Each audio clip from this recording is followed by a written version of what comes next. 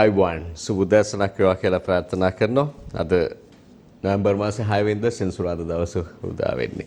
අපි බලමු අද දවසට අදාළව ජාතික පුවත්පත් ඒ වගේම හෙට දවසට අදාළව ජාතික පුවත්පත් මොනවද වාර්තා කරන්නේ කියලා. අද ලංකාවේ ඉපදිවෙන දිනමින මේ ආදී පුවත්පත් බැලීමේදී මේ වන විට මතුවලා තිබෙන වෙළඳපොළ තත්ත්වයන් සමහර භාණ්ඩවල හිඟ මිල ඉහළ යාම් මේ ආදී කාරණා පිළිබඳව අපට දකින්නට ලැබෙනවා සහ ඒ ඇතුළත තිබෙන කතා අපිට මුණ ගැසෙනවා. ලංකාදීප බලද්දි ගෑස් සීනි සිමෙන්ති භූමි තෙල් හිඟේ උග්‍රයි පාරිභෝගිකයෝ බඩු සොයා 4 අතේ දුවති කියලා ලංකාදීපේ වාර්තා කරන වෙළඳපොලේ ගෑස් සීනි භූමි තෙල් සහ සිමෙන්ති ඇතුළු අත්‍යවශ්‍ය භාණ්ඩ රැසක දැඩි හිඟයක් පවතින අතර ඒ හේතුවෙන් පාරිභෝගිකයෝ දැඩි අපහසුතාවට පත් වෙලා ඉන්නවා කියලා තමයි සඳහන් වෙන්නේ. ගෑස් සීනි සිමෙන්ති භූමි තෙල් පමණක් නෙවෙයි තවත් යම් යම් දේවල් වල මිල දැඩි ලෙස ඉහළ යාමත් එක්ක ඒ ඇතැම් භාණ්ඩ අලෙවි කරන්න වෙළෙන්දු මැලිවීමත් එක්ක සමහර ලාවට අපි මහා පරිමාණයෙන් නොහිතුවට ගමේ ගොඩේ කඩේක මට්ටමින් හිතුවොත් එහෙම දන්න කියන ගමේ මිනිස්සුන්ට ගිනි ගණන් වලට බඩු දෙන්න බැහැ කියලා සමහර වෙළෙන්දු මේ වෙනකොට මුදලාලිලා කඩවලට බඩු ගේන්නෙත් බොහොම සීමා සහිත විදිහට නොදීම බැරි ගෙන්නාම නොගෙන්වාම බැරි භාණ්ඩ පමණයි. එහෙම තත්ත්වයක් තියෙනවා. ඉතින් ඒක කාරණාවක්. ඊළඟට දිවයින බලනකොට අද දවසේ අපිට දකින්නට ලැබෙනවා ගෑස් හිඟය විදේශ සමාගමක ලොකු ගේමක් කියලා ලිට්‍රෝ ගෑස් සභාපති තේශාර ජයසිංහ මාධ්‍යයට කළ අනාවරණය. ඔහු මේ අනාවරණය කරන්නේ මේ පිළිබඳව ගෝඨාභය රාජපක්ෂ ජනාධිපතිවරයා දැනුම්පත් කිරීමත් එක්ක ජනාධිපතිතුමා තේශාර මේ ජනතාවට කියන්න වෙනවා කියන පණිවිඩය දීමත් එක්ක කියලා තමයි ඔහු කියන්නේ. ඔහු ගැන දිවයින වාර්තා කරන්නෙම ඔහුගේ මේ ප්‍රකාශය පිළිබඳව කෝටි 1000ක වංචාවක් ජාවාරම්කාර නිලධාරීනුත් හවුල් මාධ්‍යයට වසන්ව සිටි ලිට්‍රෝ සභාපති සියල්ල හෙළි කරයි. පහුගිය දිනවල අප දැඩි ලෙස උත්සාහ කළා මේ ලිට්‍රෝ ගෑස් සමාගමේ සභාපතිවරයාව සම්බන්ධ කරගන්න සැබෑ තත්ත්වයන් පිළිබඳ විමසන්න. මොකද ගෑස් නැවක් ඇවිල්ලා තියෙනවා කියනවා. ආවයි කිව්වට ගෑස් නැහැ. නැව ළඟටම ඇවිල්ලත් අපිට ගෑස් නොදී හිර කළා කියලා තමයි තේශාර ජයසිංහ සභාපතිවරයා කියන්නේ. ඔහුගේ කතාව ගත්තොත් එහෙම ඔහු කියනවා යම් දැන් මේ වන විට ගෑස් සැපීම සිදු කරන සමාගම ඒ පිළිබඳව තිබෙන කොන්ත්‍රාත්තුව දීර්ඝ කිරීමේ අරමුණින් Tamanගේ අත්සනයට යොදා ගැනීමේ අරමුණින් මෙලෙස කටයුතු කරනවා. ඊට වඩා අඩුවට ගෑස් සපයන්න තව සමාගම් මේ වන විට කටයුතු කරමින් ඉන්නවා. මෙහි චෝදනාව යන්නේ හිටපු සභාපතිවරයාගේ කාලයට. එතකොට හිටපු සභාපතිවරයාගේ කාලයේ අත්සන් කරපු ගිවිසුම නිසා මේ අදාළ සමාගමෙන් ගෑස් දිගටම මිලදී ගන්නට සිදු වෙනවා. තවත් දීර්ඝ කර ගන්නට වුණු උත්සුක වෙමින් තිබෙනවා. ඒට අවනත නොවීමේ තත්ත්වය උඩ මේ වන විට ආපු ගෑස් නැවත් නිදහස් නොකර උන් තබාගෙන ඉන්නවා කියන චෝදනාව තමයි ඔහු එල්ල කරන්නේ. ඒ නිසා මේ ජනතාව දැනගත යුතු කාරණාවක් කියලා සතියක පමණ කාලයක් තුලදී මේ විසඳා ගැනීමට අපේක්ෂා කරනවා කියලත් සඳහන් වෙනවා. දැන් මෙතන සිරස්තලයේ දැක්වෙනවා ජාවාරම්කාර නිලධාරීනුත් මෙයට හවුල් කියලා. රටේ කොතැනද ජාවාරම් හොරකම් දූෂණ වංචා මාෆියාවන් ක්‍රියාත්මක නොවෙන්නේ කියන එකයි අපට තියෙන ප්‍රශ්නේ. මෙතන තේශාර ජයසිංහ ලිට්‍රෝ සභාපතිවරයා කියන හැටියටත් මේක මාෆියාවක්. ඒ මාෆියාව තමයි ඔහු මාධ්‍යයට අනාවරණ කරන්නේ. නමුත් අවසාන වශයෙන් ඒ පැත්තෙන් මාෆියා මේ පැත්තෙන් හිඟ මිල වැඩිවීම මේ සියල්ල අවසාන වශයෙන් ජනතාව බලාපොරොත්තු වෙන දේ තමයි Tamanගේ අවශ්‍යතාවය එක පැත්තකින් හිඟයකින් තොරව සපුරා ගන්න තියෙන්න ඕනේ. අනෙක් පැත්තෙන් මිල පිළිබඳව ජනතාවට සහන ලැබිය යුතුයි කියන එක. දැන් මේ ලිට්‍රෝ සභාපතිතුමාත් කියනවා මීට වඩා අඩු ගානට ගෑස් ජනතාවට ලබා දෙන්න ඕනේ. නමුත් මේ සමාගම් එක කරන්න බැරි වෙලා තියෙනවා කියලා තමයි ඔහු කියන්නේ. නමුත් ලෝකයේ ගත්තත් ලෝකයේත් මිල ගණන් බැලුවාම දැන් ඒකත් ආණ්ඩුව විසින්ම පහුගිය දිනවල යම් ප්‍රවර්ධනයක් අපට දකින්නට ලැබුණා. ඒ පිළිබඳව සිදු කරනවා. අනිකුත් රටවල ගෑස් බිල ආසියානු කලාපයේ අනිකුත් රටවල ගෑස් බිල ලෝක වෙළඳපොලේ ගෑස් බිල ඉහළ යාමේ තත්ත්වයන් පිළිබඳව එපමණක් නෙවෙයි යම් යම් මාධ්‍ය වාර්තා තුළ දැන් අපිට කියවන්නට ලැබෙනවා අපේ රටේ බඩු මිල ගැන අපි කතා කරනවා. ලෝකයේ බඩු මිලේ තත්ත්වය කුමන ආකාරද කියන එක පිළිබඳවත් යම් අදහස් දැන් පළ වෙමින් තිබෙනවා. බොහෝ රටවලට බඩු මිල ඉතාම ඉහළ තැනකට පත් වෙලා තියෙනවා. පාලනය කරගත නොහැකි තත්යකට පත් වෙමින් තිබෙනවා. මේ වසංගත තත්ත්වයේ බලපෑම් දැන් දැඩි ලෙස ලෝක ආර්ථිකයට දැනෙමින් තිබෙන අවස්ථාවක අපේ රටේ ආර්ථිකය හරියට හසුරුවා නොගත්තොත් එහෙම යම් ආසියානු කලාපයේ සංගරාවක් අනාවරණ කරනවා අපේ හිටපු මහ බැංකු නියෝජ්‍ය අධිපතිවරයෙකු උපුටා දක්වමින් ඒ සඳහන්ව තිබුණේ අපේ ආර්ථිකය කාල බෝම්බයකට නිකි කියන සගරාවේ මෙහි සඳහන් වනවා අපේ ආර්ථිකය කාල බෝම්බයකට සමාන වෙලා තියෙනවා. දැන් පුපුරා යාමට ආසන්න වෙමිනුයි තිබෙන්නේ. ඒ පුපුරා යාමට අවශ්‍ය පසුබිම සැකසෙමින් තිබෙනවා. විශේෂයෙන් උද්ධමනයේ ඉහළ යාමට බලපාන පරිදි මුදල් මුද්‍රණය දැඩි ලෙස සිදුවීම මේ සඳහා බලපෑම් එල්ල කරන බව තමයි කියන්නේ. 4% පමණ තිබ්බ උද්දමන වේගය 7% දක්වා අගයකට පැමිණීමත් ආර්ථික වර්ධනය 4.5කට වර්ධනය කර ගන්නට උත්සුක වුණත් ඒ සඳහා සැලසුම් සකස් කරමින් කටයුතු කරමින් තිබුණත් උද්දමනයේ ඉහළ යාමත් එක්ක සැබෑ අගය 1.5 වගේ අගයක පෙන්눔 කරාවේ කියන එක තමයි ඔවුන්ගේ මතය බවට පත් වෙලා තියෙන්නේ. ඒ වගේම ලෝකයේම තත්ත්වය ගත්තත් ආර්ථිකමය වශයෙන් ගැටලුකාරී කියන එක තමයි කියවෙන්නේ. අපි මේ මිල පිළිබඳ ප්‍රශ්න මේ ආදී ජනතාව විඳින දුෂ්කරතා අසීරුතා පිළිබඳව මම හිතන්නේ ප්‍රවෘත්ති වාර්තාවකුත් තියෙනවා අපේ ප්‍රවෘත්ති විකාශය අඩංගු වෙච්ච අපිට දැන් ඒ නරඹන්නට පුළුවන් වෙයි. සීනි පරිප්පු සහල් කිරිපිටි ඇතුළු ජනතාවට අත්‍යවශ්‍ය පාරිභෝගික භාණ්ඩ බරපතල හිඟයක් තිබෙන බව අප දැන් මාස කිහිපයක සිටම දිගින් දිගටම වාර්තා කරමින් සිටිනවා. මිල පාලනය කරන්න ගහපු ගැසට් මල්වත්තේ සමහර ගීත අඩංගු කැසට් වගේ කියලා අප කීප වතාවක්ම සටහන් කළේ හේතු සාධක සහිතවයි. සමහර රජයේ තීන්දු නිසා අවසානයේ භාණ්ඩ හිඟේ හෝ අත්‍යවශ්‍ය ද්‍රව්‍යවල මිල පාලනයට ලැබුණු විසඳුමක් නැහැ. සතොස කොයිකටත් එකම තෙල කියලා හිතාගෙන දුන් විසඳුම්ද ලත් තැනම ලොප් වෙලා. සමහර භාණ්ඩ සතොසින් ගන්නවා නම් එයාලා දෙන තවත් වර්ග අපට අවශ්‍ය නැතත් මිලදී ගන්න සිදු වෙනවා. ඒක හරියට කිරිපිටි පැකට් එකක් එක්ක යෝගට් 10ක් 15ක් ගන්න කියලා සමහර කළු කඩකාරින් දාපු නීති වගේ. කවුරු කොහොම මොනවා කිව්වත් සහල් සහ සීනි කිලෝ 1කට සහ කිලෝ 3කට සීමා වෙලා ඒත් පෝලිම් වල ඉඳලයි ගන්න ඕනේ. මේ තමයි අද දවසේ අත්‍යවශ්‍ය භාණ්ඩ මිල පිළිබඳව වෙලෙන්දන් කියන කතාව. සීනි නම් ගිය සතියේ ඉඳලා බඩු හම්බුන්නේ නැහැ. මිල අධිකයි සෑම දෙයක්ම. සීනි කොච්චර තිබුණත් බඩු නැහැ කියනවා ඒගොල්ලෝ ගියාම. ගෑස් ඉතින් සති 3කට විතර පස්සේ හම්බ වෙනවා. පොඩි ප්‍රමාණයයි දෙන්නේ. ඒ ප්‍රමාණය ඉතින් පැය භාගයක් වගේ යනකොට ඉවරයි. පොල් සයිස් එක ලොකුව ගත්තොත් 90යි 95යි පොඩි ගත්තොත් 50ටයි. චිකන් තියෙනවා කිලෝ එක 690යි. පාම් පිටි දෙන්න 125යි කිලෝ එක. පොල් මාස් තියෙනවා 690යි සුද්ධ කරපු එක. ලිට්‍රෝ ගෑස් ඇත්තෙම නැහැ. නැවක් ආවා කියලා කිව්වට ආපු නැවක් පේන්නත් නැහැ කියලා මීට පෙරත් අප සටහන් කළා. අදත් ලිට්‍රෝ ගෑස් කඩ වහලා දාලා. ලාෆ් ගෑසුත් හිඟයි. ලිට්‍රෝ ගෑස් සමාගම සිය නිදහසට අද කරුණු කිව්වා. පසුගිය 28 වෙනිදා සිට මේ මාස 1 වෙනිදා දක්වා අපිට ගෑස් වෙළඳ පොළට ගෑස් නිකුත් කරන්න බැරි වුණා. අපේ ප්ලාන්ට් එක වහන්න වුණා 28 වෙනිදා. ගෑස් බිඳුවක්වත් අපි ළඟ තිබ්බේ නැහැ. ගෑස් නව මෙතනට ඇවිල්ලා තිබ්බා. වුණ අපිට තර්ජනය කරා ගෑස් දෙන්න බෑ. ඒ කොන්ට්‍රැක්ට් එක තව අවුරුදු දෙකකට දික් කරන්න නැත්තම් කියලා. ඒකට අකමැති වීම නිසා සභාපතිවරයා සහ මෙහි අධ්‍යක්ෂ මණ්ඩලයේ බිත්තියට හේතු කිරීම නිසා මට සිද්ධ වුණා ගරු ජනාධිපතිතුමාගේ උපදෙස් ලැබෙනකන් කෙසේ හෝ මේ තත්ත්වය සමනය කරගන්න. මේ වන විට ගෑස් අපි පෙර පරිදි නිෂ්පාදන කටයුතු ආරම්භ කරලා තියෙනවා. තව දවස් 7ක් විතර යනකොට අපිට පුළුවන් වෙයි මේ ස්ටොක්ස් කඩේට ගියාට පස්සේ පිරීලා තියෙන මට්ටමට දකින්න. බොහොම පැහැදිලිව අපි ගෑස් මිල වැඩි කරන්නේ නැහැ. කවුරු කොහොම මොන වංචාව කළත් ගිවිසුම් ගැහුවත් අන්තිමට දැනෙන්නේ වදින්නේ ජනතාවගේ බඩට. ඩොලර් හිඟේ ගැන මොන තරම් හේතු කිව්වත් ජනතාවගේ කුසගින්න නිවන්නට හේතු දැක්වීම් වලින් පුළුවන් කමක් නැහැ. රට වටේටම මුහුද තිබ්බට සැමන්ටින් එකේ ඉඳලා කරවල කෑල්ලත් අපි පිටු රටින් ගේනවා. අද කරවල මිල පාරිභෝගිකින්ව කරවල කරන තරමටම ඉහළ ගිහින්. පිටකොටුවේ කරවල සංගමය පවසන්නේ ඩොලර් හිඟය නිසා කරවල ආනායනයත් මිලත් ඉහළ යන බවයි.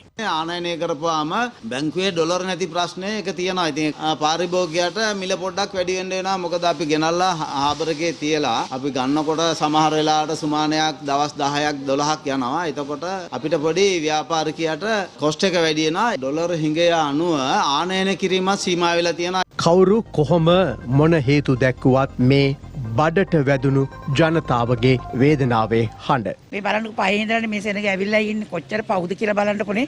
ගෑස් එකත් වැඩි කළා අන්තිමට ගෑසුත් නැහැ. සීනිත් කොයිද තියෙන්නේ? සීනිත් නැහැ මේ දුන්නා නම් කාපියෝ කියලා නිකන් ඉන්නවා. විදේට අඩු කියන්නේ කෝකක්වත් අඩු නැහැනේ. දැන් අපි ඔක්කොම කොච්චර දුකද විඳින්නේ මේ බලාගෙන ගියාම. අපිට පෙන්ෂන් එකකුත් හම්බෙන්නේ නැහැ. පොල් ගෙඩිය කීයද 95යි. රුපියල් 100ක් අරගෙන ඔක ඔතනින් ඉවරයි. මම දැන් සතියකට තෙරින් ඉඳන් ගෑස් හොයන. ගෑසුත් නැහැ, භූමි තෙලුත් නැහැ. නිල් පාටත් නැහැ, කහ පාටත් නැහැ, මුකුත්ම නැහැ. කෝටි ගණන් හොරකම් කරනවා. ඒව ගෙවන්න ණය ගන්නවා. ණය ගෙවන්න ඩොලර් නැහැ. තියෙන දේපොළ සන්තකෙන් වියදම් කළාට පාස්පෝර්ට් එක තමන්ගේ ළමයව යවන්න රට. පවත්නා තත්ත්වයන් පිළිබඳව විදින පීඩාවන් පිළිබඳව පාරිභෝගික ජනතාව දක්වන අදහස්. සීනි ගැනත් කතා වුණා. ඒ අදහස් දැක්වීම තුළ මේ වෙලාවේ සීනි ප්‍රශ්නයකට මුහුණ පානවා යලිත් වතාවක්. පාරිභෝගිකයින්ට ගන්න නෑ. ඒ වගේම වෙළෙන්දුන්ට දෙන්න නෑ. මේ තත්ත්වය උඩ පාලන මිලත් ඉවත් වෙනවා. ආනයනකරු දැඩිලි සිල්ලුව පහුගිය කාලයේ පිළිබඳව. සීනි යම් තැන්වල තිබුණත් ගන්න ගියාම කොන්දේසිත් දානවා කියලා අහන්න දකින්න ලැබෙනවා. විශේෂයෙන් පෞද්ගලික වෙළඳසල්වල නම් අපිට මේ පිළිබඳව හිතා ගන්න පුළුවන්. හැබැයි රාජ්‍ය වෙළඳසල්වලත් එහෙම වෙනවා නම් ඒක ලොකු ප්‍රශ්නයක් තියෙනවා. ඒ නිසා අප මේ පිළිබඳව අදහසක් එහෙම නැත්නම් මේ පිළිබඳව පවත්නා නීතිමය තත්ත්වය පිළිබඳව කාරණා දැනගන්නට දැන් සම්බන්ධ කරගෙන ඉන්නවා අපේ නිෂ්පාදක කණ්ඩායම. අධිකරණ අමාත්‍යාංශයේ ජ්‍යෙෂ්ඨ උපදේශක ජනාධිපති නීතිඥ යුආර් ද සිල්වා මහතා. සුබ උදෑසනක් ඔබතුමාට. යුආර් මහතා සුබ උදෑසනක්. දුරකථනයේ ඉන්නවා එතුමා මම හිතන්නේ. කොමුණත් දැන් මේ බන්දුල ගුණවර්ධන වෙනද ඇමතිතුමා කියපු කතාවක් නිසා ජනතාව තුර යම් ආකාරයක මේ කලබිමුකුත් ඇති වුණා. මේ භාණ්ඩ වර්ග පහක් ගත්තොත් එහෙම සීනි ගන්න පුළුවන් කියන එක කොහොමද සතොසෙන් කියන්නේ රාජ්‍ය ආයතනයකින් උත් එහෙම කියනවා නම් මේක මහා අසාධාරණයක් නේ කියන එක පිළිබඳව මම හිතන්නේ දැන් යුආර් සිල්වා මහත්මයා දුරකථනයේ ඉන්නවා. සුබ උදෑසනක් ඔබතුමාට. සුබ උදෑසනක්. දැන් අපි කියපු කාරණාව මම හිතන ඔබතුමාට ඇහෙන්නේ නැති කියලා නැතත් මම ප්‍රවිශ්‍රයක් අරගෙන දෙන්නම් මේ කාරණාව ඔබෙන් දැනගන්නට අවශ්‍ය කරුණ පිළිබඳව. දැන් වෙනද ඇමතිතුමාත් කියලා තියෙනවා මේ සතසෙන් සීනි ගන්න ඕනේ නම් තව භාණ්ඩ පහක් ගන්න ඕනේ කියලා. එහෙම කියන්න පුළුවන්ද මේ යුආර් සිල්වා මහත්මයා? මොකද දැන් මේක මේ බලහත්කාරකමක් වගේ නේ මෙහෙම කියන එක. නෑ මේකට අපි ප්‍රධාන හේතුව මම ඊයේ දැනගත්තා. මොකද මේ පිළිබඳව මම මගේ මතය නීතිමය මතය ප්‍රකාශ කරනකොට පැහැදිලිව කිව යුතුයි.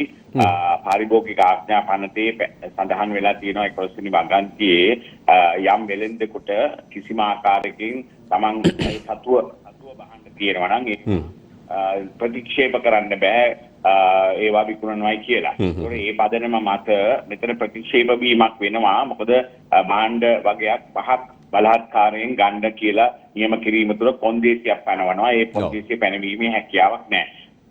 වර්තමාන තත්ත්වයේ මම හිතන අද වෙනකොට හෝ සෞදා වෙනකොට මේ තත්ත්වය සම්පූර්ණ වෙනස් වෙයි කියලා මම කල්පනා කරනවා. මොකද වෙනද ඇමතිතුමා මේ පිටිබඳව මගෙන් විමසුවා. ඒකට මම කිව්වා මේ කරන්න එපා, මේක වැරදි ක්‍රියාවක්. එතුමා පිළිගත්තා. ඒතකොට ඒකදී මට පෙන්ලා දුන්න දේ තමයි මේවැනි බඩු අපේ ජනතාවට සාධාරණ විදකට සතුටෙන් ලබා දෙන්න කටයුතු කරනකොට වෙන දේ තමයි වෙලෙන්දන් එළියේ තියෙන ප්‍රමාණ ගාන වැඩි හින්දා ඒ අය වෙන වෙන පුද්ගලයන්ව යොදවලා සීනි විශාල ප්‍රමාණයක් හෝ නැත්නම් සහල් විශාල ප්‍රමාණයක් අරගෙන සාමාන්‍ය පාරිභෝගිකයට ලබා ගන්න නැති තත්ත්වයට පත් කරනවා. අන්න ඒක වළක්වන ක්‍රමය තමයි එතුමාට අවශ්‍ය වෙලා තිබ්බේ. ඒකට ප්‍රතිකර්මයක් හැටියට තමයි මේ කරන්න ගිය දේ කළේ. නමුත් ඒක වෙනස් වෙයි. ඒකට හේතුව විශේෂයෙන්ම Taman සතුව භාණ්ඩ තිබෙනවා නම් ඒක සැමටම සාධාරණව බෙදී යෑමේ පදනම මත ඒ භාණ්ඩ සීමිත ප්‍රමාණයක් තිබෙන හේතුව මත ඒකට සීමාවක් කරන්න පුළුවන් යම් ප්‍රමාණයයි දෙන්නේ කියලා. කිලෝ එකක් හෝ කිලෝ දෙකක් ප්‍රමාණයක් දෙන්නේ කියන එක සඳහන් කරන්න පුළුවන්. ඒකට කාටවත් අභියෝග කරන්න බෑ. නමුත් තමන්ගේ ප්‍රමාණය තියාගෙන ඒක විකුණන්න කොන්දේසි පැමිණීම තමයි මේදී නොකරන්න ඕනේ. මම හිතන්නේ ඒක ඉදිරියේදී ඒ தත්ත්වය වෙනස් වෙයි. අපි සාමාන්‍ය ජනතාවට මේ පාරිභෝගික ජනතාවට කරදරයක් වෙන විදිහට මේ විදිහට දැන් ඉදිරියට ගන්න ප්‍රතිපත්තිමේ තීන්දුවක් නැති කරලා සමහර වෙලෙන්දන් එවැනි ක්‍රියාවක් කරනවා නම් පාරිභෝගික ආඥා පනත යටතේ ඒ අයට පාරිභෝගික අධිකාරියට දැනුම් දෙන්න පුළුවන් මෙන්න මේ වගේ තත්ත්වයක් ක්‍රියාත්මක වෙනවා කියලා. ඒ නිසා ජනතාව කිසිදු ආකාරයකින් මම හිතන්නේ මේ අපහසුතාවයට පත් වෙන්න නරකයි. මේක අනිවාර්යෙන් වෙනස් විය යුතු දෙයක්. ඒක වෙනස් වෙයි කියලා මම බලාපොරොත්තු වෙනවා. හොඳයි මේ ඒකම දැන් මේ තවත් කාරණාවක් තියෙනවා ඔබෙන් දැනුම්වත් වෙන්නටද මේ ඊයේ ලිත්‍රෝ ගෑස් සමාගමේ සභාපතිවරයා තෙෂාර ජයසිංහ මහත්මයාගේ අදහස් දැක්වීම ඇතුලේ කියවුණා මේ ගිවිසුම්ගත වීමක ප්‍රතිඵලයක් විදියට ලංකාවට මේ වෙලාවේ ඇවිල්ලා තියෙන ගෑස් නැවක් නිදහස් නොකරන්න අදාළ සමාගම කටයුතු කරමින් යනවා ගිවිසුම දීර්ඝ කර ගැනීම තකා කියලා. එතකොට ඊට වඩා අඩුවට ගෑස් ගන්න සපයන්න සූදානමින් තවත් අය බලාගෙන ඉන්නවත් කියලා කියනවා. දැන් මෙවැනි ගිවිසුම් වල නෛතික භාවය පිළිබඳව අපිට අභියෝග කරන්න පුළුවන්ද? දැන් එහෙම ගිවිසුමකට මුවා වෙලා මේ විදිහට කටයුතු කරනවා නම් සැබෑ තත්ත්වය ඒක නම් ගිවිසුමකට මුවා වෙලා Tamanගේ අවශ්‍යතාවය ඉෂ්ට කර ගන්නට හදනවා නම් එවැනි තැනක නීතිමය හැකියාවක් තියනවාද ඒට අභියෝග කරන්න යෝධසිල මහත්මයා? අනිවාර්යයෙන්ම අභියෝග කරත හැකි. ඒ කියන්නේ පාලන අධිකාරියට ඒවා පාලනය කරන පුද්ගලයන්ට අවශ්‍ය පරිදි ගිවිසුම්ගත වෙලා ඒ ජනතාවට අපහසුතාවයක් පත්වන ගිවිසුම් වලට ඇතුළත් වෙන්න කිසිසේත් හැකියාවක් නැහැ. ඒ අයට අවශ්‍ය පරිදි ඒ අයගේ ලාභ ප්‍රයෝජන සඳහා කරන්න බෑ. එහි පරමාර්ථය විය යුත්තේ ජනතාවට සේවය කිරීම සඳහායි. දැන් යම් කිසි ගිවිසුම්ගත කට්ටියක් ගිවිසුමකට පටහැනිව ක්‍රියා කරනවා නම් වැඩි ප්‍රමාණයකට ඒ ගෑස් ලබා දෙන්න කටයුතු කරනවා නම් ඒ කිවිසුම අවලංගු කිරීමේ හැකියාව තියෙනවා. ඒ වගේම Tamanට ත්‍රිසි පරිදි වෙනත් කණ්ඩායමකට මේක ලබා දීලා වෙනත් යටි පරමාර්ථයෙන් කටයුතු කරනවද නැද්ද කියන ගිවිසුම පරීක්ෂා කර බලලා කටයුතු කරන්න ඕනේ. ඒ සඳහා ඒ අයට අධිකරණයට යා හැකි මම හිතනවා ඒ අපේ දේශපාලඥයන් සහ වෙනත් ඕනෑම පුරවැසියෙකුට අධිකරණයට ප්‍රවේශ වීමේ හැකියාව තියෙනවා. ඒතර මෙම ගිවිසුම අවලංගු කරලා නැත්නම් ඒ අභියෝග කරලා ඒක වහාම එවැනි තවම අත්සන් කළා නැත්නම් එහි කෙටුපතක් තිබෙනවා නම් ඒක අත්සන් නොකළ යුතුයි කියන නියෝගයක් ගන්න පුළුවන්. එහෙම නැත්නම් අත්සන් කර තිබෙනවා නම් එය ජනතාවගේ පරිමාධිපත්‍යය එහෙම නැත්නම් ජනතාවගේ මූලික අයිතිවාසිකමකට පටහැනි වෙන ආකාරයට තිබෙන එකක් නම් ඒ පිළිබඳව ඉහළ අධිකරණයට ගිහිල්ලා ඒ සම්බන්ධයෙන් ජනතාවට සහන සලසා ගන්න පුළුවන්. දැන් මේ කාරණාව පිළිබඳව ඔබතුමාගෙන් හෝ එහෙම නැත්නම් දැනුම්වත් ආකාරයට වෙනත් පාර්ශ්වයක නීති උපදෙස් පැතීමක් මේ වෙන විට සිද්ධ වෙලා තිනවද යෝධසිල මහත්මයා? නෑ තවම නැහැ. මම දැනුවත් වෙනත් මේ පිළිබඳව දැන් රිට් ආඥා කියලා තියෙනවා මූලික අයිතිවාසිකම් නඩු කියලා තියෙනවා. එවැනි සම්බන්ධ විෂය ධාරාවේ යෙදෙන ජේෂ්ඨ නීති මහත්වරු ජනාධිපති නීතිඥවරු ඒ අය ඉන්නවා. ඒ අය කොහොම වැදගත් විදිහට ඒ පිළිබඳව උපදෙස් ලබා දෙවි. ඉතින් යම් කිසි පාර්ශවයක් ඒ සඳහා ප්‍රවිෂ්ඨ වුණා නැද්ද කියලා තවම අපිට පණිවිඩ ලැබිලා නැහැ. මම විසින් මගේ විෂය පතයට අදාළ වෙන දෙයක් නොවන නිසා මට ඒ ගැන ඊට එහා කියන්න හැකියාවක් නැහැ. හොඳයි බොහොම ස්තුතියි ජනාධිපති නීතිඥ ඒ වගේම අධිකරණ අමාත්‍යාංශයේ ජ්‍යෙෂ්ඨ උපදේශක යුවාදසිල්ල මහත්මයාගෙන් තමයි අපි මේ කරුණු දැනුම්වත් උනේ. නැවතත් ස්තුතිවන්ත වෙනවා ඔබතුමාට. ඒකම දැන් අපි විවිධ කාරණා අද තව දකින්නවා. දිනමින පත්තරේ තියෙනවා අත්‍යවශ්‍ය භාණ්ඩ ගෙඩි ගණන් වලට විකිණීමට ඉඩ දෙන්නේ නැහැ කියලා මුදල් අමාත්‍යාංශයේ ලේකම්තුමාත් කියලා තියෙනවා. ඉඩ දෙන්නේ නැහැ කිව්වට ගන්න නැති එක තමයි ජනතාවට තියෙන ලොකුම ප්‍රශ්නේ. ගිනි ගණන් වලට ගන්න සිදුවීම ලොකුම ප්‍රශ්නේ. අපි විරාමයකට යමු. විරාමයෙන් පස්සේ තවත් විවිධ කාරණා එක්ක මුණ ගැහෙමු.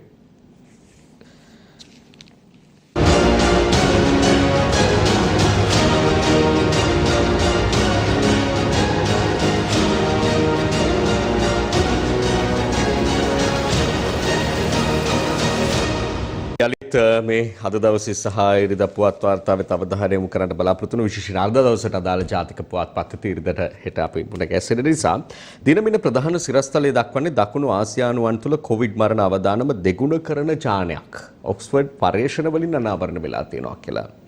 කොවිඩ්-19 වෛරසය ආසාදනයෙන් පෙනහළු අක්‍රීයව මරණයට පත්වීමේ අවදානම දෙගුණ කරන ජානයක් දකුණු ආසියාවේ ජීවත් වන පුද්ගලයන්ගේ සොයා ගන්න බ්‍රිතාන්‍ය ඔක්ස්ෆර්ඩ් විශ්වවිද්‍යාලයේ විද්‍යාඥයන් සමත්කම් දැක්වූ බව කියනවා.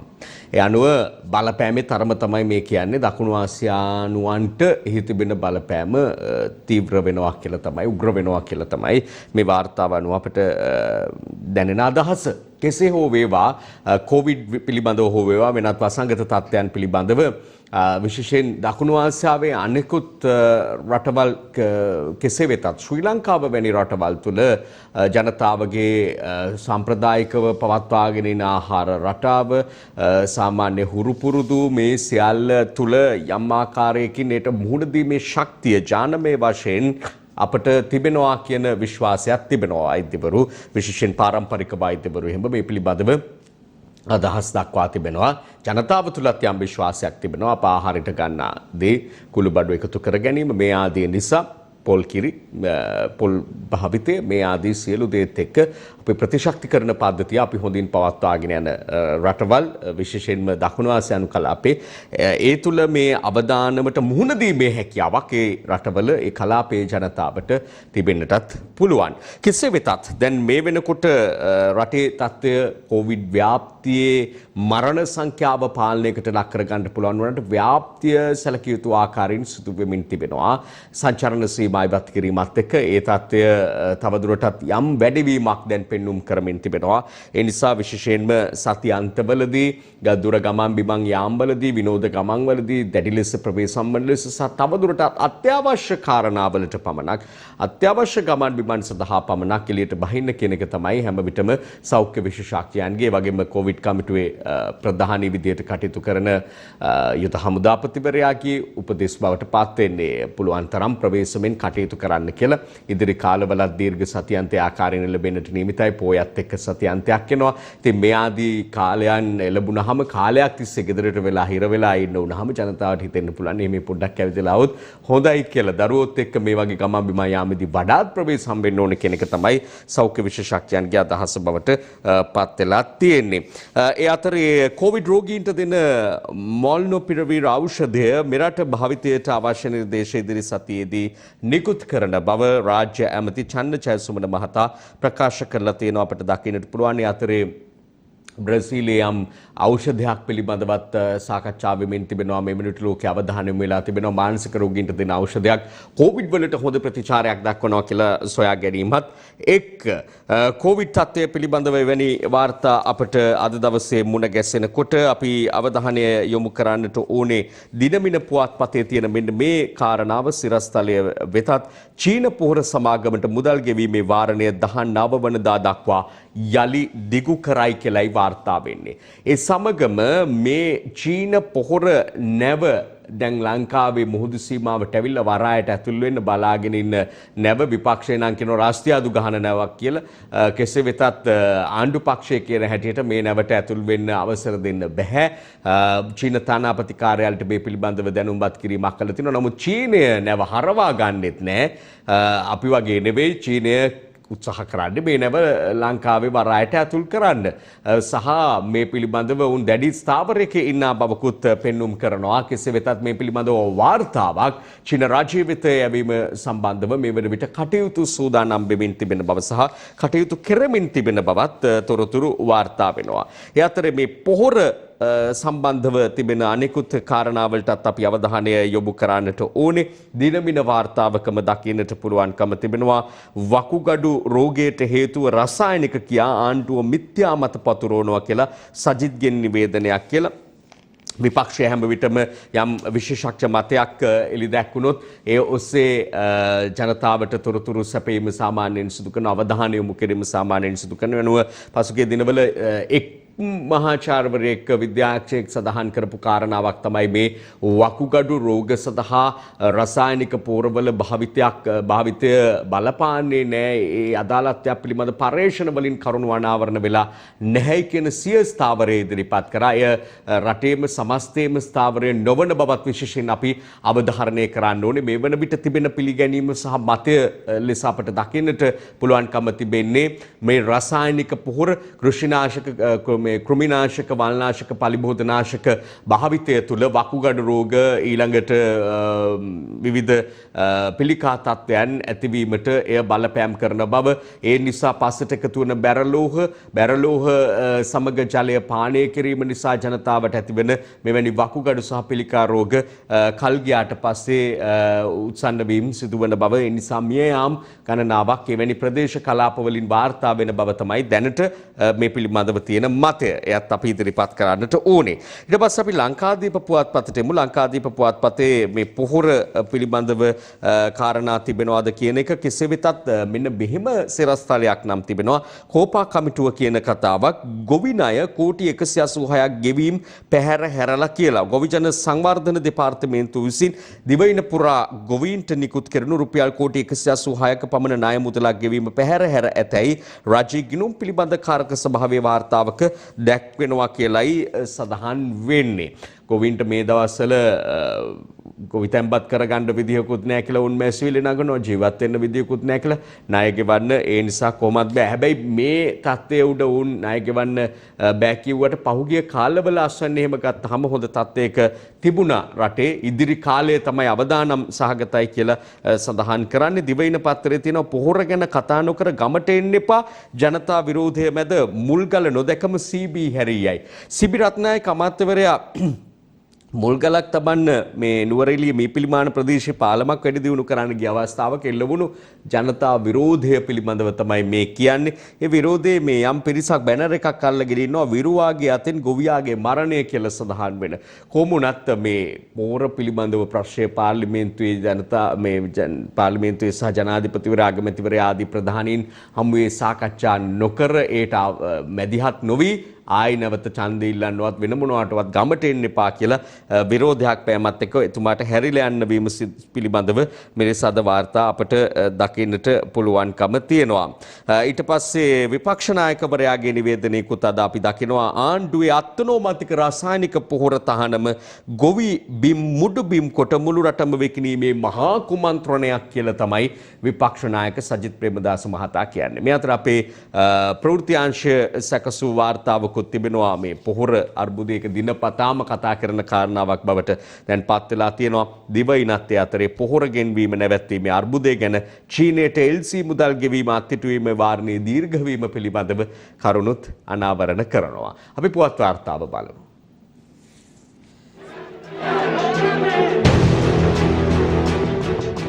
මෙවර මහකන්‍ය සඳහා මින්නේරිය කවුඩුල්ල ව්‍යාපාරයේ ගොවි ජනතාව සඳහා කවුඩුල්ල වැවෙහි ජලය නිකුත් කිරීම අද උදෑසන සිදු කෙරුණා. ඒ ප්‍රාදේශීය වාරිමාර්ග ඉංජිනේරුවරයාගේ ප්‍රධානත්වයෙන් විද්‍යාචරණ සම්පන්නෝ ලෝක විදු අනුත්තරෝ අපි අපේක්ෂා කරනවා මෙවර කවුඩුල්ල ව්‍යාපාරයේ සාර්ථක මහකන්‍යක් ගොවි ජනතාවට ලබා දෙන්න.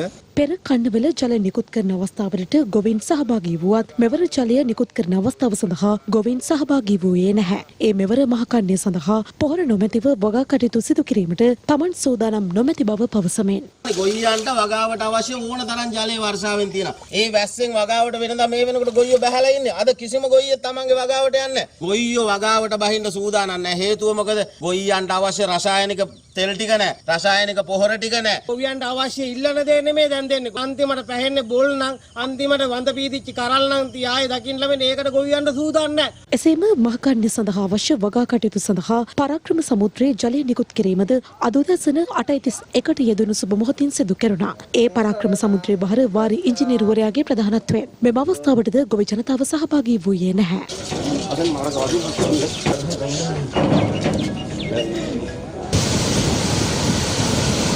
මේ අතර මැදිරිගිරිය ප්‍රාදේශීය ලේකම් කොට්ටාසේ ගොවීන් අහස් දියෙන් වගා කටයුතු ආරම්භ කිරීම සිදු කර තිබෙනවා.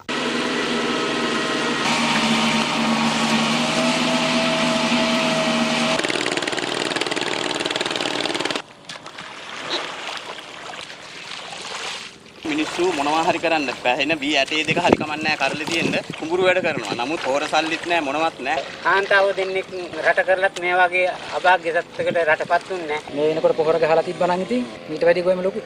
කෘෂිකර්ම අමාත්‍යාංශ නිලධාරීන් අද පොළොන්නරුව අරණකංවිල ප්‍රදේශයේ වගා කටයුතු නිරීක්ෂණය කිරීමට එක් වුණා. මෙවර මහකන්නේ වගා කටයුතු සම්බන්ධයෙන් අරණකංවිල ගොවි ජනතාව දැක්වුවේ මෙවන් අදහසක්. ගොවි මහත්තුරු ඉතාමත්ම උනන්දුවෙන් මේ වෙනකොට වගාව ආරම්භ කරලා තියෙනවා. හොඳ ප්‍රගතියක් තියෙනවා. කාබනික වැඩසටහන මේ ආයෙනම් ක්‍රියාත්මක වෙනවා. අපේ කොට්ටාස සභාපතිතුමා පහපාරේ ගිහිල්ලා බුදිනවා මේ රසායනික පොහොර ඉල්ලලා. ඒ වුණාට එතුමත් දැන් අපිත් එක්කම වාගේ කුඹුරු දෙකක් හාලා නියර කරලා තියෙනවා. ග්‍රීහතර ගොවි සංවිධානයේ සියලු දෙනා එකතු වෙලා මේ වෙනකොට අපගේ බිම් සකසමින් සියලු වැඩ කටයුතු කරගෙන යනවා. රසායනික පොහොර නොමැතිකම හේතුවෙන් හිඟුරක්ගොඩ ප්‍රාදේශීය ලේකම් කොට්ටාසේ බටකොටුව ප්‍රදේශයේ මිරිස් වගාවකට මෙලෙස හානි වී තිබුණා. මේක කොට වෙලා තියෙන මාත්‍යෝ මේ තියෙන කොට වෙලා මේකට තෙල් ගැහුවේ නැත්නම් මේ කොඩේ අරින්න බෑ. එහෙනම් මේ මිනිස්සු මොනවද මේ කරන්න කියන්නේ? මේ කොටුවකට ඇවිල්ලා බලන්න කියන්නේ මොනවද මේ වෙලා තියෙන්නේ කියලා. මහකන්නේ සඳහා අවශ්‍ය පොහොර ලබා දෙන ලෙස ඉල්ලා බෙන්ගිරිය බෝවත්ත නගරයේ අද විරෝධතාවයක් සංවිධානය කර තිබුණා. ඒ සමග ජන බලවේගයේ පාර්ලිමේන්තු මන්ත්‍රී නලින් වඩ්ඩාර මහතාගේ ප්‍රධානත්වයෙන්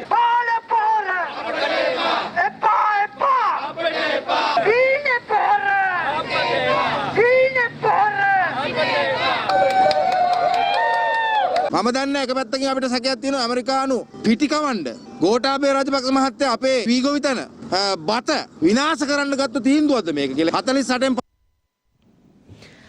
විවිධ විරෝධතා මේ පුහුර ප්‍රශ්නයත් එක්ක පැන නගින ඒවට දෙන දේශපාලන නායකත්වයන් මේවා අපිට දකින්නට ලැබුණා ඒ වාර්තාව ඇතුලේ. ඒ අතරේ සජබ දිනමු යලි ආරම්භයි කියලා දිවයින වාර්තාවක දකින්නට පුළුවන්කම තිබෙනවා. සජබ මන්ත්‍රීවරයෙක් අවසාන වශයෙන් විරෝධතාවක පෙරමුණේ දකින්න ලැබිච්ච නිසා සජබ දිනමු යලි ආරම්භයි. ජනතාව නම් දැන් බලාපොරොත්තු වෙන්නේ ජනතාවට දිනන මග කවුද ගෙන එන්නේ කවුද ආරම්භ කරන්නේ කවුදද ආරම්භෙන්නේ කියන එක තමයි ජනතාව මේ වෙලාවේ බලාපොරොත්තුෙන් ඉන්නේ. ඊළඟට අපි දකිනවා මුතුරාජ වෙල වෙනුවෙන් කාවින්ද උසාවියයි කියලා වාර්තාවක් දිවෙන පුවත්පතේ බැසිල්ගේ තටු කපන්න උලපනේ හිමි අධිකරණයට යාමක් පිළිබඳව දකින්නට පුළුවන්. මේකන තවත් වාර්තාවක් දිනමිනෙත් තිබුණා. බැසිල් ඇමතිකමෙන් ඉවත් කරන්නයි ඉල්ලා උලපනේ සුමංගල හිමිගෙන් පෙත්සමක් ඉදිරිපත් වෙලා තියෙනවා කියලා. ඒ අතරේ මෙවර අයවැය නුතුරේදී මේ ඉදිරිපත් කරන්නට බැසිල් රාජපක්ෂ මුදල් අමාත්‍යවරයා සූදානමින් ඉන්නවා. එය සුවිශේෂ අයවැයක් වේවි කියලා තමයි ජනාධිපති ලේකම්වරයාත් ප්‍රකාශ කරන්නේ. ඒ වගේම මේ පිළිබඳව ආණ්ඩුවට සම්බන්ධ අය රජය නියෝජනය කරන අය විශේෂයෙන්ම බලාපොරොත්තු තියාගෙන ජනතාවටත් බලාපොරොත්තු දෙමින් ඉන්නේ මේ සුවිශේෂ අයවැයක් බවට පත්වේවි කියලා. මේ අතරේ අපි මේ යම් ආందోලනයට ලක් වෙච්ච කාරණා කීපයක් පිළිබඳ වාර්තාත් දකින්නට ඉදිරිපත් කරන්නට බලාපොරොත්තු වෙනවා. සපුගස් කන්දෙන් හමු මල සිරුර පිළිබඳව කාරණාව කවුරුත් විමසිලිමත් වුණා මේ පිළිබඳව. මේ මල සිරුර මාලිගාවත් දෙදරු මවකගේ කියලා වාර්තා කරනවා. සූදු සෙල්ලමට ගිය ගමනක අවසානයක් කියලත් එහි සඳහන් වෙනවා. මේ පිළිබඳව දැන් තොරතුරු බොහෝමයක් අනාවරණ වී ඇති බව තමයි කියවෙන්නේ. සපුගස්කන්ද මාබිම පාරේ කුණුගොඩක තිබිලා තමයි ගමන් මල්ලක දාපු ඇගේ සිරුර හමුුනේ. අර කලින් හම්බ වෙච්ච හිස නැති මල සිරුර වගේ නෙමේ මේ සිරුර සම්පූර්ණයෙන් තිබුණ නිසා හඳුනා ගැනීමකට ලක් කිරීමේ හැකියාව තිබුණා. කෙසේ වෙතත් ඒ ස්වාමියා සහ දරුවන් විසින් සිරුර හඳුනාගත්තු බව කියවෙනවා මේ අදාළ කාන්තාවගේ. ඇය තවත් කාන්තාවක සහ ඒ කාන්තාවගේ සහෝදරයා බව කියන පුද්ගලයෙක් එක්ක නිවසින් පිටත් වෙනවා. තොරතුරු නැති තැන පොලිසියට පැමිණිල්ලකුත් කරලා තිබිලා තිනවා. අදාළ කාන්තාවත් එක්කම ගිහලා හැබැයි ඇය සමග ගිය මේ මියගිය කාන්තාව සමග ගිය කාන්තාවත් ත්‍රිරෝද රථයේ ගිය අනෙක් පුද්ගලයාත් මේ වන විට සොයා ගන්නට නැති බවත් ඒ නිසා වුන් පිළිබඳව දැඩි සැකයක් මතුවලා තියෙනවා කියලත් මේ සූදුවට ඊළඟට පොලියට මුදල් දෙන්න මෙවැනි කටයුතු වලට සම්බන්ධව සිටි කාන්තාවක් කියලත් දැන් තොරතුරු අනාවරණ වෙලා තිබෙනවා මේ සිදුවීම පිළිබඳව. දිවයිනත් ඒ පිළිබඳව වාර්තා කරනවා. ගමන් බෑගේ මල්සුරුර මාලිගාවත්තේ පාතිමාගේ කියලා තමයි සඳහන් වෙන්නේ.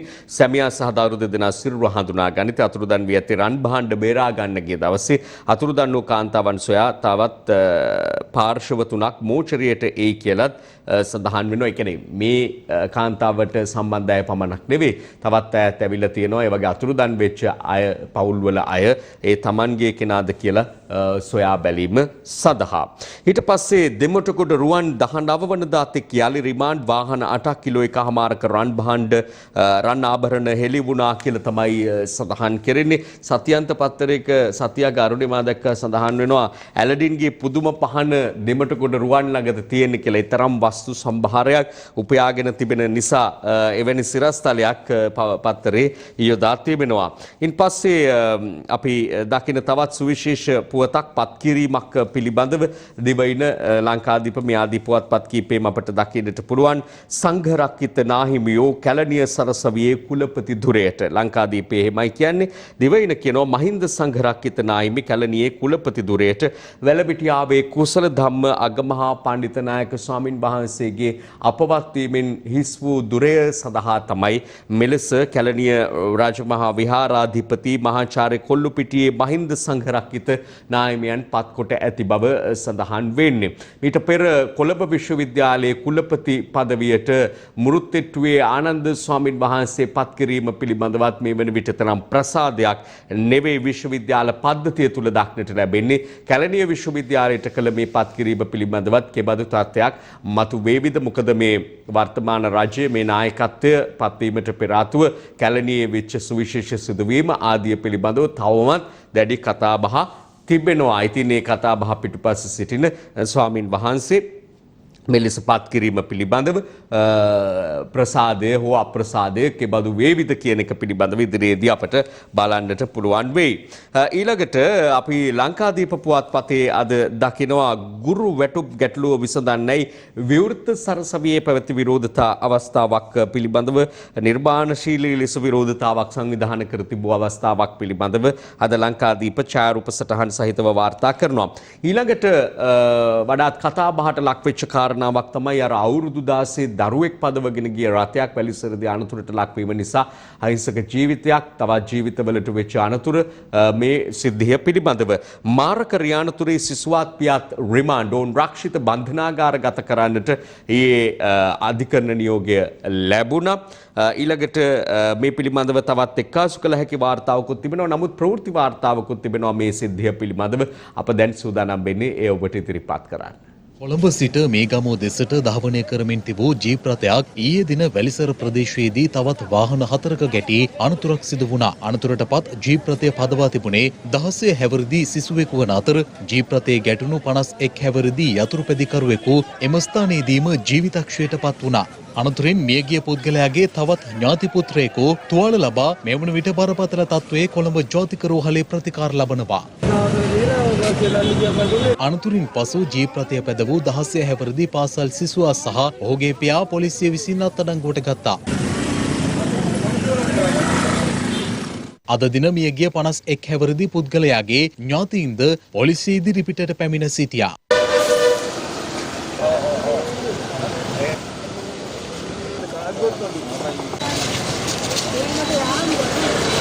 ඔක්කොම නීතිය හැමදේම සල්ලි වලින් යට ගහන්න.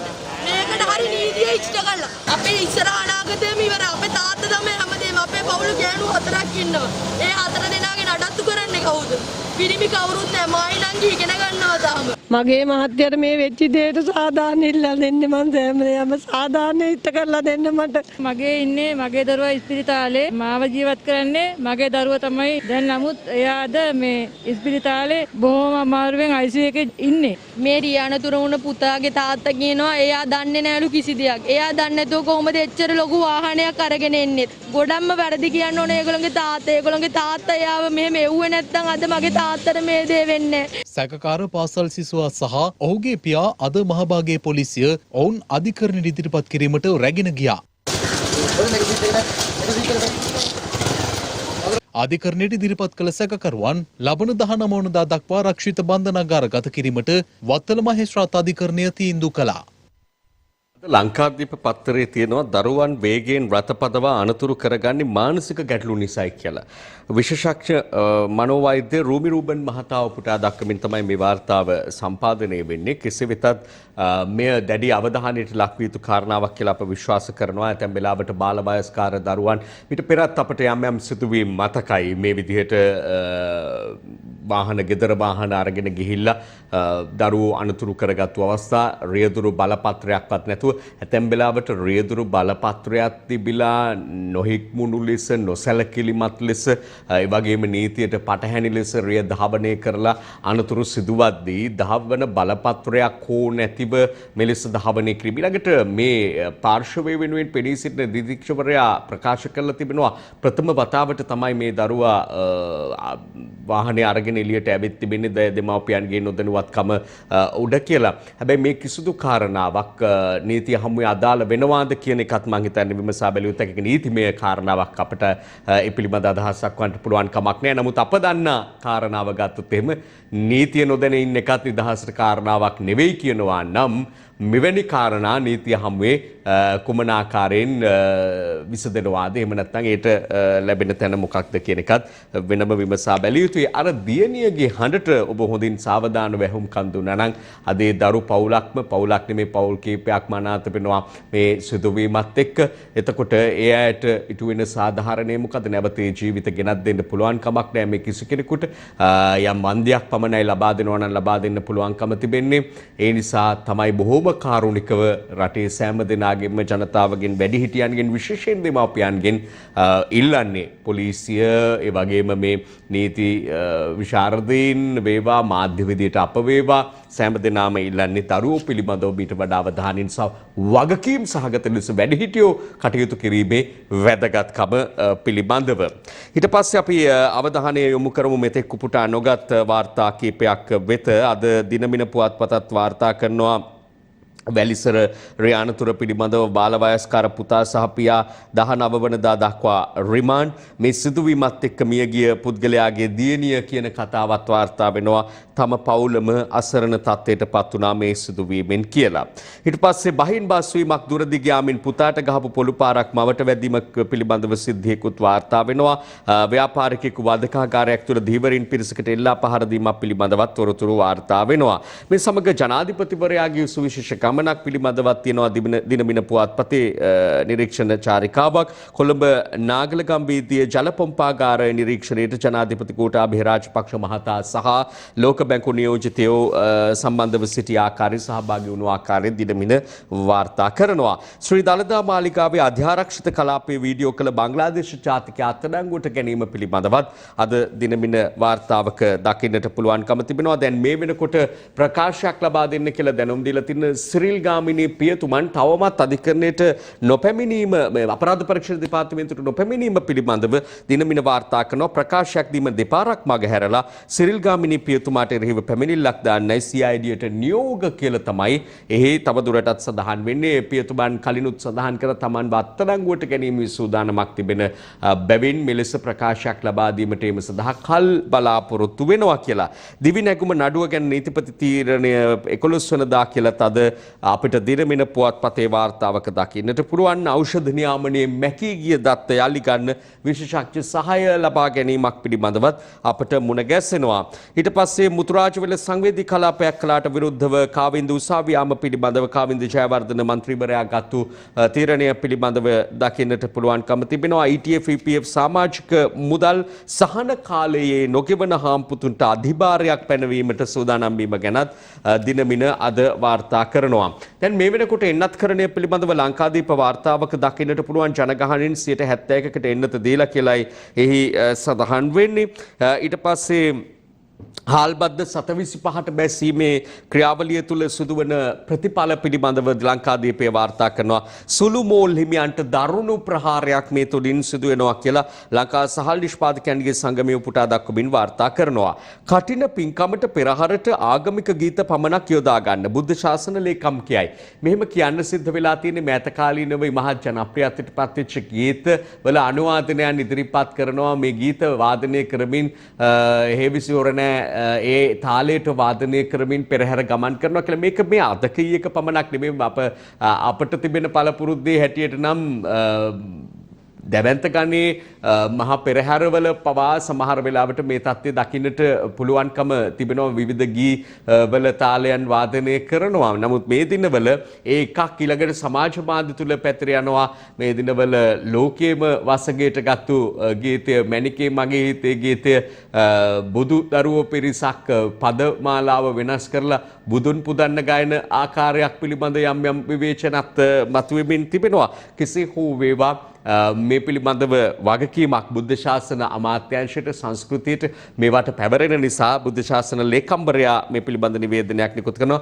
ගැළපෙන ගීත මේ ගැළපෙන ගීත කියලා සීමාවක් ඉරක් බෙදලා වෙන් කරන්න පුළුවන්කම තියනවාද කියන එක අප දන්නේ නැහැ. කෙසේ හෝ වේවා එය තම තම නැනපමණින් අවබෝධ කරගත යුතු කාරණාවක් කියලායි අප විශ්වාස කරන්නේ. පෝලන්ත සංචාරකයාගේ ගමන් මල්ල අරන් පැන්න ත්‍රිරෝද රේදුරා අල්ලන්න සොයයි රටේ කීර්තිය සංචාරක කර්මාන්තය ගොඩනගන්න වැදගත් වෙන වෙලාව අප කීර්තියට පත් වෙන ක්‍රියාවක්. තිස්ස වෙළඳ සැලකින්ගත් පෝරමිටි තුනේ සිප්පිකටු මූදුවැලි හමුවීමක් පිළිබඳව වාර්තාවකුත් අද අපට දකින්නට පුළුවන්කම තිබෙනවා. ඉන් පස්සේ අපි දිවයින පුවත්පතට අවසාන වශයෙන් අවධානය යොමු කරමු. එක ශ්‍රේණියට ළමයි දාන්න විදුහල්පතිවරු අල්ලස් ඉල්ලුවොත් පැමිණිලි කරන්න කියලා අල්ලස් කොමිසම කරන ඉල්ලීමක් ජනතාව දෙමව්පියෝ දැනුම්පත් කිරීමක් අද දිවයින පුවත්පතේ අපට දකින්නට පුළුවන්කම තිබෙනවා. දරුවන් අතරේ කොවිඩ් පැතිරේ විශේෂඥ වෛද්‍ය දීපාල් පෙරේරා මහතා උපුටා දක්වමින් ගෙනෙන වාර්තාව අප කලිනුත් මේ පිළිබඳව අවධානය යොමු කළා සහ යම් දැනුම්පත් කිරීමක් කරා. දරුවෝ ප්‍රවේශම් කරගන්න නම් පුළුවන් තරම් අත්‍යවශ්‍ය දෙයට පමණක් එක්කාසු කර ගැනීම පාසල් වලට යැවීම අත්‍යවශ්‍යෙන් විය යුත්තක් බවට පත් වෙලා තිනේ. හරුණුකොට අනෙකුත් වැළැක්විය හැකි ගමන් එමගින්ම නොයා හැකි ගමන් නොයා ඉඳීමේ වැදගත්කම මේ වෙලාවේ මතු කරන්නට ඕනේ. එhmenan අපි සමුගන්නවා යාලිත් හෙට උදෑසන යාලි මුණ ගැසෙමු. සුබ දවසක් ඔබට.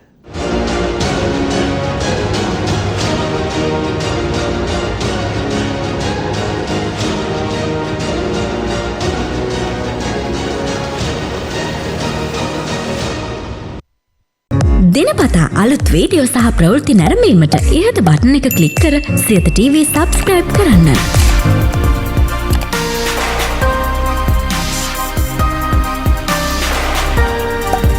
අලුත් වීඩියෝ ගැන මුලින්ම දැනගන්න මෙම සීනුව ක්ලික් කරන්න.